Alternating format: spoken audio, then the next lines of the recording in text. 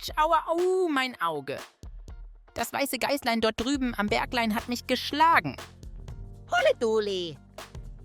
Das sieht aber schmerzhaft aus.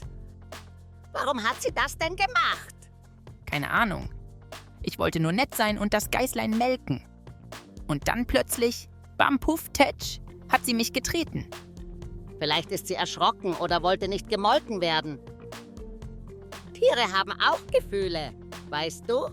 Ja, das stimmt. Ich habe sie vielleicht wirklich etwas überrumpelt. Das nächste Mal bin auf jeden Fall vorsichtiger.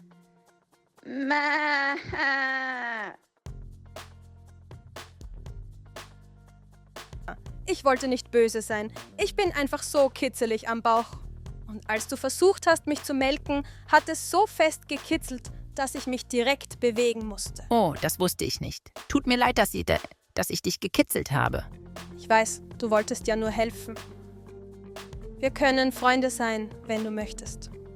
Oh ja, das wäre schön. Wir werden in Zukunft besser aufeinander aufpassen können. Vielen Dank, weißes Geißlein, dass du uns deine Gefühle erklärt hast.